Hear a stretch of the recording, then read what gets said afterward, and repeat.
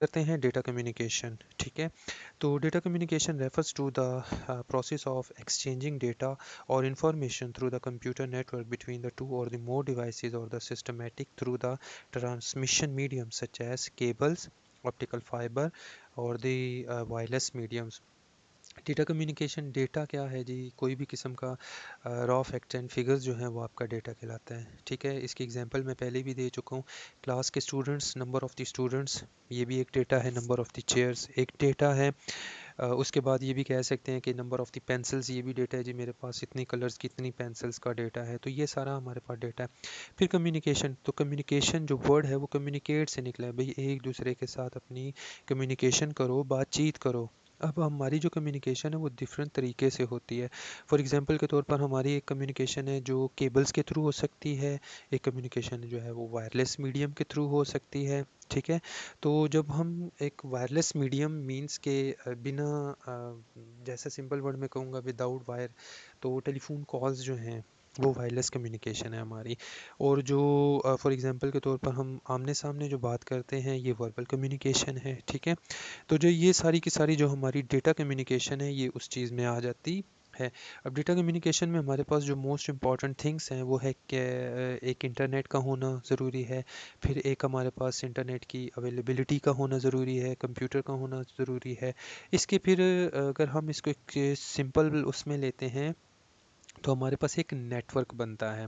फिर वही नेटवर्क जो है वो कम्युनिकेशन कहलाता है। फिर उसके अंदर जो पार्ट्स यूज़ होते हैं वो कंपोनेंट्स कहलाते हैं। तो इसको हम कहते हैं नेटवर्क कम्युनिकेशन कंपोनेंट्स। उसमें जो सबसे इम्पॉर्टेंट है वो है सेंडर, दूसरा है मैसेज, तीसरा है मीडियम, चौथा है प्रोटोकॉल एंड पांचवा है रिसीवर। तो सेंडर जो है transmit a computer device that send the message, data or the information from source to the destination। तो सेंडर एक भेजने वाला है जो कि आपके मैसेज को भेजता है किसी भी सोर्स के थ्रू अपनी डेस्टिनेशन तक। तो वो एक सेंडर है। जैसे मैंने एग्जांपल दी कि मैं आपसे कहता हूँ कि ये चीज़ भेजनी है, तो मैं एक सेंडर हूँ। ठीक है, फिर भी आ जाता है भी मैसेज क्या है। Message is the data. Message क्या है, कोई भी डेटा हो सकती है, कोई भी इंफॉर्मेशन होती है जो कि ट्रांसमिट होती है एक मैसेज की शक्ल में, जो कि भेजता है कौन, सेंडर। वो मैसेज हमारा टेक्स्ट भी हो सकता है, ऑडियो भी हो सकती है, वीडियो भी हो सकती है, कोई भी हार्डवेयर की चीज़ भी हो सकती है। तो अगर हम यूज़ कर रहे हैं ट्रांसमिशन मीडियम तो फिर हमारे उसमें हार्डवेयर नहीं आएगा। जस्ट हमारे पास जो सिंपल मैसेज है वो टेक्स्ट की फॉर्म में, ऑडियो की फॉर्म में और वीडियो की फॉर्म में आएगा। ठीक है, फिर है मीडियम। तो मीडियम क्या है भाई, भी पाथ है, कोई भी रास्ता है जिसके थ्रू एक मैसेज जो है वो ट्रैवल करके अपनी डेस्टिनेशन तक पहुंचता है। तो अब मीडियम जो है एक शक्ल देता है आपके मैसेज को कि वो आपका मैसेज जो है उसी मीडियम के रास्ते क्या करता है, अपने डेस्टिनेशन पॉइंट तक जाता है। फिर है प्रोटोकॉल है। तो प्रोटोकॉल एक रास्ता है जो कि उनको एक वे प्रोवाइड करता है कि भाई आपका मैसेज सिक्योर तरीके से एक पॉइंट से दूसरे पॉइंट में पहुंच रहा है या नहीं। अब प्रोटोकॉल जैसे कि डेफिनेशन में ज़ाहिर है, a protocol is a set of the rules that governance the data communication. It represent N agreement between the communicating devices। Without the protocol two devices are connected but में communicating with each other. तो ये protocol जो है ये आपको surety देता है कि भाई आपका जो मैसेज है वो मींस के from one place to another place बिल्कुल सिक्योर तरीके से पहुंच रहा है। तो रिसीवर जो है वो एक मैसेज रिसीविंग डिवाइस भी है, एक चीज़ भी कह सकते हो कि एक ट्रांसमिटेड मैसेज को रिसीव करने वाला आला भी है। तो क्या करता है, आप वो कंप्यूटर भी हो सकता है, वर्क स्टेशन भी हो सकता है, वो हेडफोन भी हो सकता है, वो टेलीफोन भी हो सकता है, जो कि आपके मैसेज को क्या करता है, रिसीव करता है। फिर इसमें आ जाता है modes of the network communication. तो हमारे पास डिफरेंट किस्म के मोड्स हैं। एक है सिंपलेक्स, एक है हाफ डुप्लेक्स, एक है फुल डुप्लेक्स। तो सिंपलेक्स में कहता है कि एक कम्युनिकेशन है take place in only one direction. In this mode communication unidirection।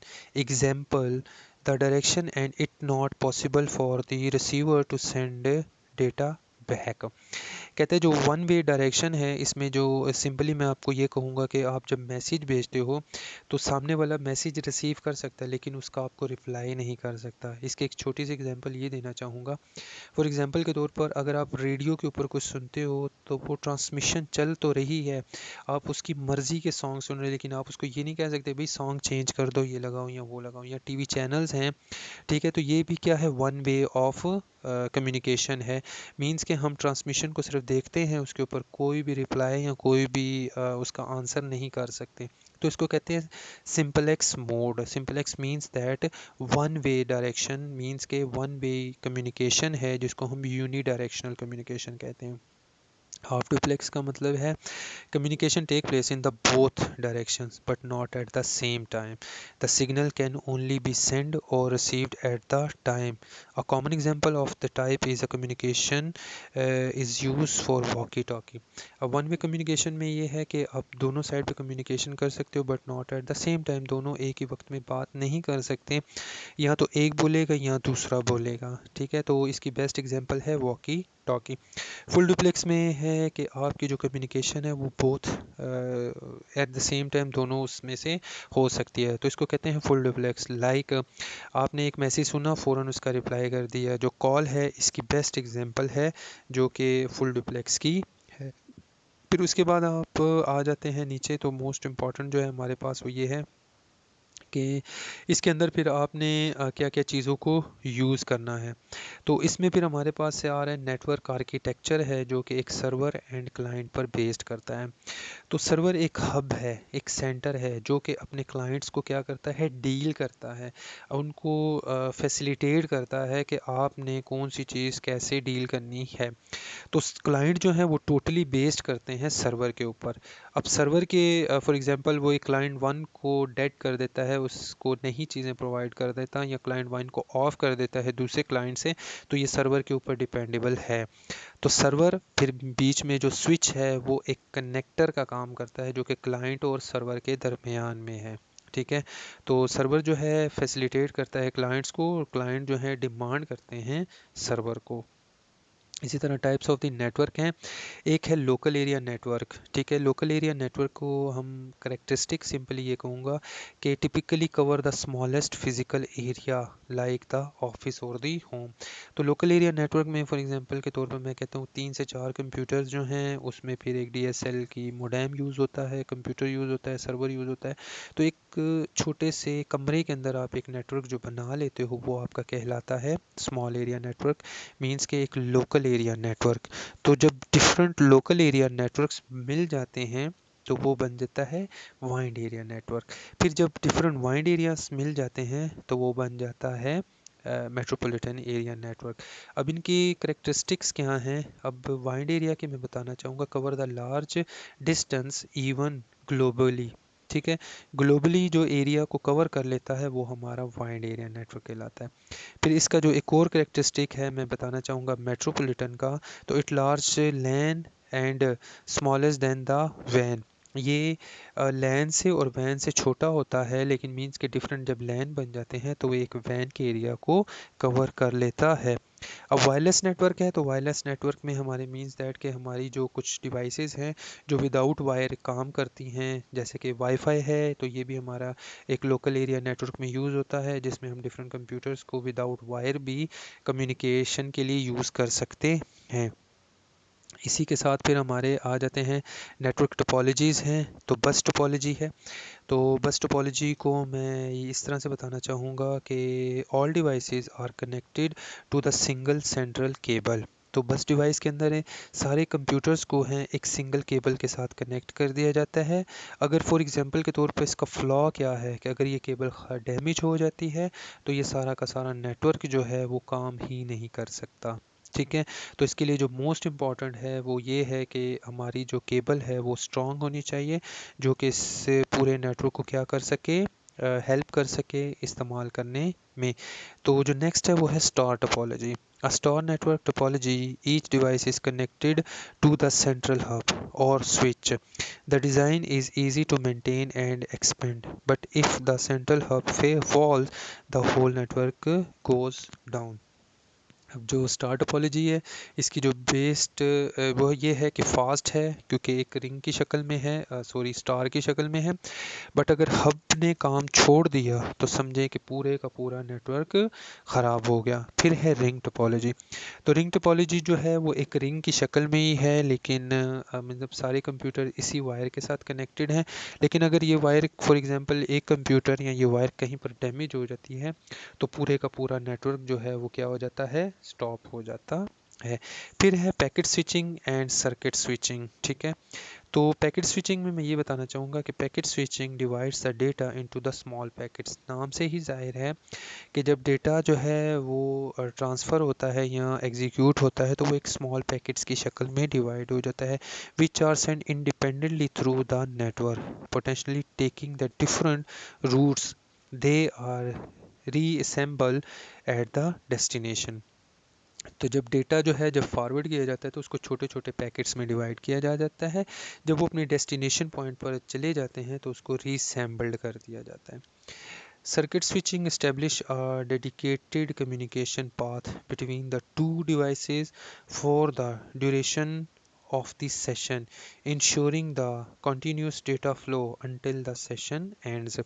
तो एक सेशन के लिए इस डेटा को जो सर्किट स्विचिंग है बनाया जाता है, लेकिन ये सर्किट स्विचिंग का काम क्या है कि एक सेशन के लिए ही आपके जो कम्युनिकेशन को है वो बनाए रखेगा, एक फ़्लो को बनाए रखेगा।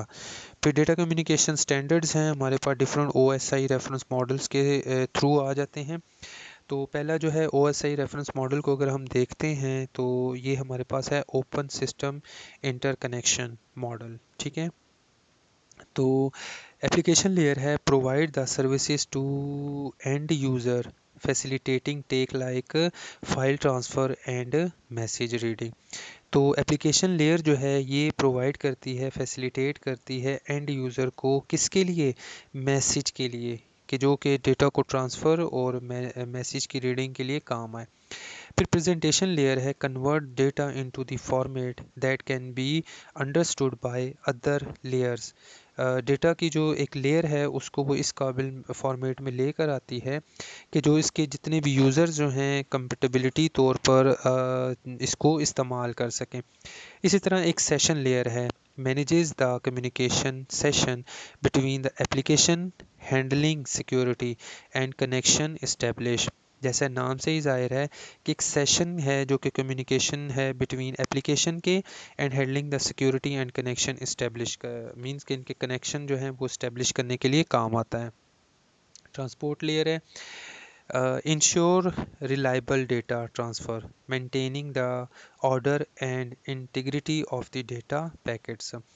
तो इंश्योर करता है डेटा की ट्रांसफरिंग को, मेंटेन करता है एक ऑर्डर को कि डेटा किस फॉर्म में सेंड हो रहा है या नहीं हो रहा। फिर नेटवर्क लेयर है तो डिटरमिन द ऑप्टिकल पाथ, एक पाथ जो है वो प्रोवाइड कर देती है मतलब सारी लेयर्स को। फिर डेटा लिंक लेयर है defines the format of the data transmission covering the data into the packets and verifying their accuracy. तो एक लिंक जो है वो प्रोवाइड कर देती है और एक्यूरेसी को शो करती है कि वेदर ये ठीक है या नहीं है। इसी तरह फिर TCP हैं, IP हैं, HTTP हैं, ये सारी मैंने आपको एग्जांपल के साथ जो हैं वो क्लियर करवा दी गई थी। और इसी के साथ हमारा जो है डिसएडवांटेजेस हैं इनको रीड आउट करें, फिर मुझे इसके बारे में जो है मतलब टोटल जो है आउटपुट्स वो बता दें।